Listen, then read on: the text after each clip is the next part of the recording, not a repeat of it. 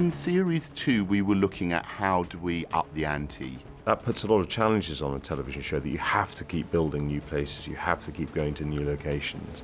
We did an awful lot that we really enjoyed in Season 1, and I think this season was keeping the best parts of that, the rawness, the immediacy, and then just pushing it. We set the bar high in terms of production value, so we definitely wanted to deliver. It was really just pushing everything a bit more, making the battles bigger. What's a new way to do some of the battles and the fight sequences, and making the scale as big as we possibly could. It's brilliant. It's become very grand. A lot of the sets from last year are still there, and then you turn a corner and you're suddenly in a completely different city or village. We have a greater sense of scale in the show. The world feels richer again and fuller again. Everything's been dialed up. It feels pretty big, and sometimes you're thinking, oh my God, I'm allowed to be part of it, and that's so cool.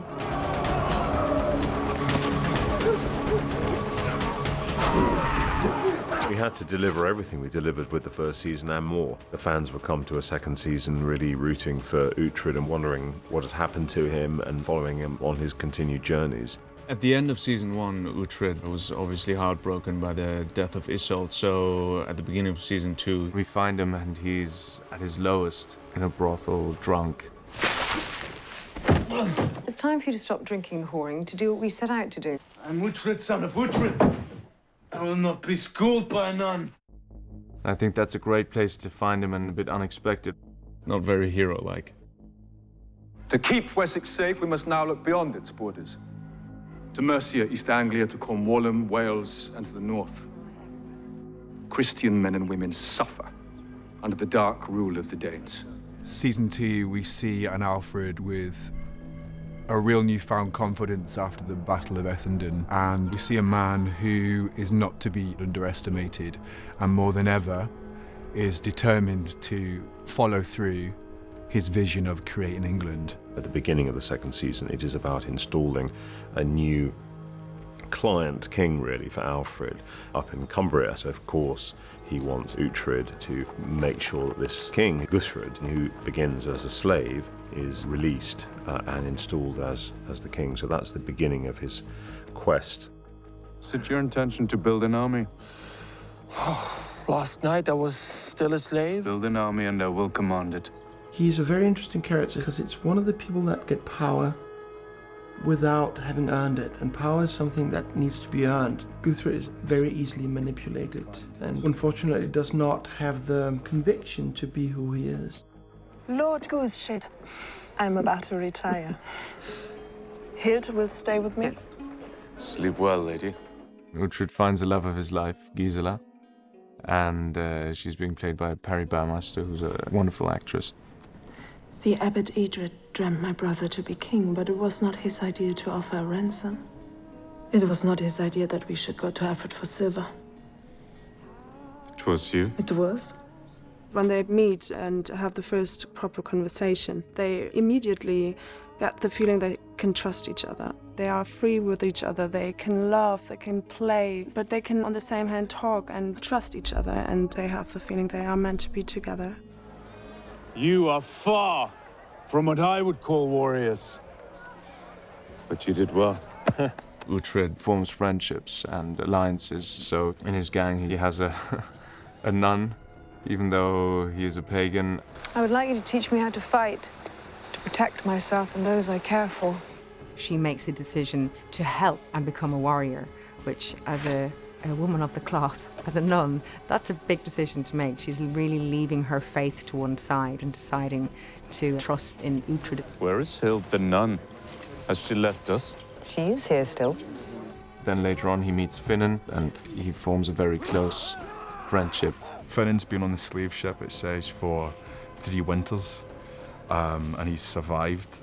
And then Uhtred, he gets enslaved and he comes onto the ship, and very quickly they become friends. When you go through a trauma like the slave ship and you survive it together, that's a very, very unique bond.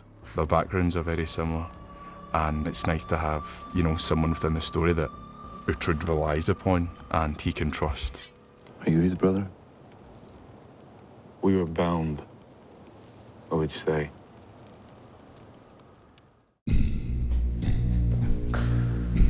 The show is based on history. It is about how England came to be, and that gives you that kind of extra reward and pleasure that while you're watching it as a character drama and adventure, a lot of it is underpinned by the truth. It's important that it's rooted in something real and factual. Everything you do to make the world more real makes it easier to play and makes the experience more immersive and makes it more enjoyable, and hopefully means there's a better show for people to watch. One thing I love about the way Last Kingdom is filmed is that whether you're in the court of Alfred or whether you're in the violence of a battlefield, you feel like you're there alongside these people.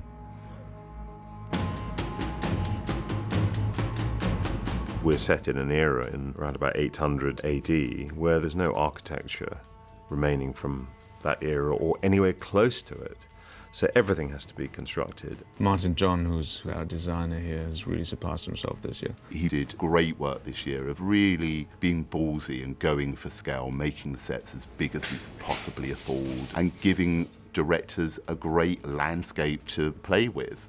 We've now taken over a whole back lot. It's completely 360. We have numerous sets. One of the biggest challenges here was I had to make 4 cities on one site. So we've got Aelfric here, York, we've got Winchester, I've got Mercia, and then I've got Dunholm, which you can probably see behind me, those towers of Dunholm, those ice cream towers. This is one of our new sets. This is the Aelfric Hall, Aelfric Courtyard, and Aelfric Church, basically York. These are actual buildings, well constructed. They are genuine, practical, great halls, of the era. It's really here. If you didn't know it, that it was a built set, you would think that this was something that, was built hundreds and hundreds of years ago. It's amazing, isn't it? It's really, really marvelous. Everything is in detail. It's great. It's super immersive. You really get the feeling. They even got some of the smells right. Everything is so real that sometimes I feel it as an actor. It's just a lot less for me to do. No! It's the upper, no. I will kill you and take every consequence. It's all about this power struggle. So you need a pretty fantastic interior or exterior for them to want to fight over, prepared to kill over. So I wanted a big, big space. Basically, it's what land we have to build on and how many people it will take to fill it. And then I put all that in a mix and come up with something like this.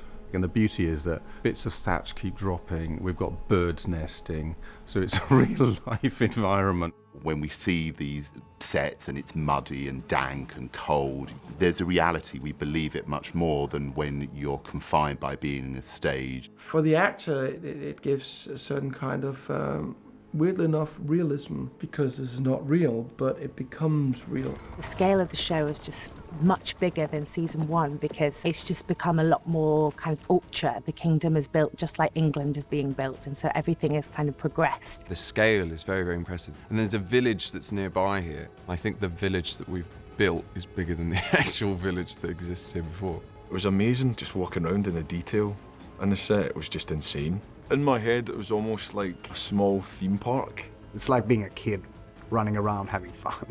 Everybody goes to such pains and the time that's put into making these sets look so amazing. I don't know if they then watch all us go, ah!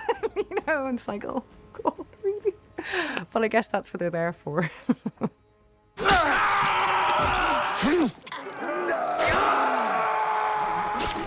I think it would do a disservice both to the story and to our audience if we were coy about the battles or the violence of the times. I think you have to be authentic, and we've probably upped the ante. It's quite gruesome. The Vikings would have used their looks to frighten their enemy. These are the teeth that we had in last year. They did file their teeth and rub them with berries to make themselves look scary. They did use coal, and all of that's part of the frightening effect for the enemy. Judith Horniak here is working on Henrik, who plays Rollo. You can see here she's done a really lovely scar, and part of it comes out, and then this part is all puckered and pulls in. If we go down there, Rita is just filling some moulds. She was responsible for making some of the moulds. So basically these are all kind of transparent, so you can see exactly where you need to place them on the actor. There's always a threshold, a sort of line that you can cross between something being kind of horrifying and shocking and sort of engaging, and then when it becomes kind of revolting. So when we came to approach the death of Sven, he was going to be torn to pieces by a pack of dogs. You navigate that line. Kill.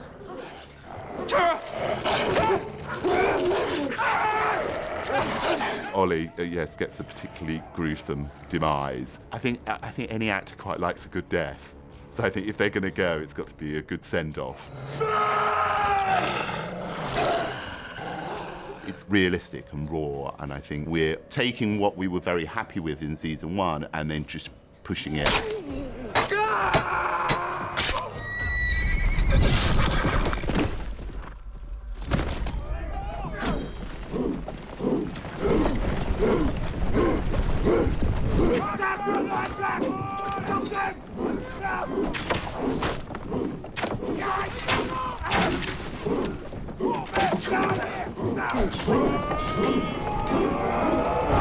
We do a big action sequence where our heroes take Dunholm. We really wanted to do that justice. When we came to actually film the Siege of Dunholm, as it were, it was an extended sequence which on screen was probably going to last about 20 minutes or so, and that was going to take us probably about 6 days. It was pretty large-scale stuff. That whole sequence, it's hats off to our director, John East. He planned it with forensic attention to detail. My process when approaching a really large-scale battle sequence that involves a lot of dynamism and movement is that I almost film it inside my mind as I'm reading the script. Then I'll just start to storyboard, which basically just means literally doing drawings of the different shots in the order that I expect them to happen. And then those storyboards are usually accompanied with a camera plan. Now, a camera plan is a sort of bird's eye view of the action. I can then present that to the team. Jonathan is a very precise director. He makes always plans and makes drawings, and very exactly the camera plans we have, and we have everything.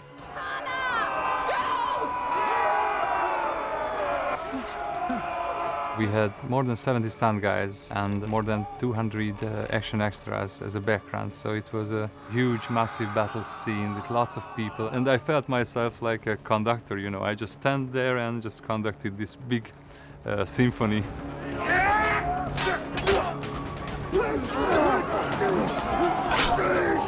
For me, the most important thing is the authenticity of the fight. All the actors who are playing warriors are really good martial artists, and they are very good physical conditions.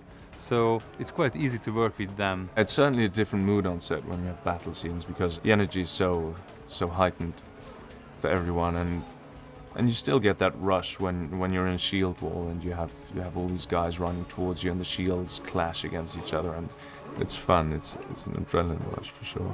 Seeing so many people, especially behind you, marching together, you kind of feel like the real deal. Hundreds of extras, fights going on all over the place, attacking multiple opponents. It was great fun.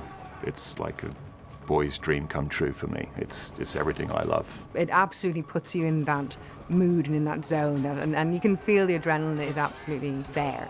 We ended up doing one scene, and Leventi, the fight coordinator, he came up and he's like, hey, I think you can do a bit more, you know, go crazier. And I was like, are you sure? He's like, I want crazy. He's like, oh my God. And then we went into it and I just went insane.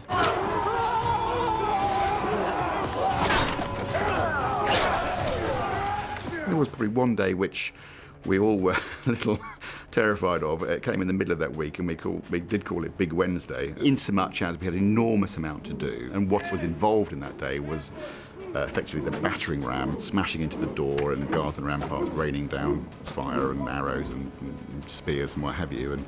And so that involved us seeing all of that action from various camera positions. So you had to have the cameras at the bottom looking up, and you had to have the cameras at the top looking down, you had to have the cameras inside the shield underneath and experiencing all the hell raining down. So it was a pretty nerve-wracking day. We really enjoyed to do it because that was a quite big challenge for us. You know, lots of stunts, not just fight, but we had high fall over the railing, down to the shield wall, and then we had a man on fire. We had a stuntman who had to blow himself up with this ignition system, and we were filming in 34 degrees heat, and He was covered in multiple layers of fire-retardant Nomex clothing and doused in petroleum, and then he blew himself up with an ignition device, and we're all sweltering and we're watching a man on fire. It was a very complex scene, and I'm really proud of my team.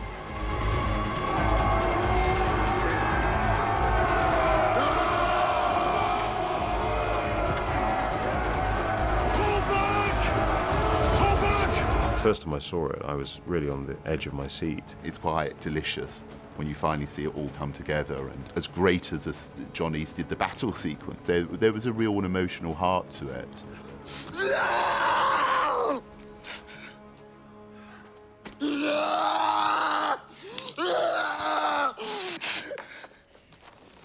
Ragnar.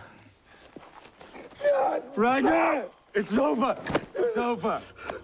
Dramatically, I think it's a very powerful sequence, both in it's exciting as a battle, but it really delivers. And when you see the emotional state that Ragnar and Uhtred are in by the end of the sequence, it brings so much to the story, to the screen. I think it makes the whole story so much richer.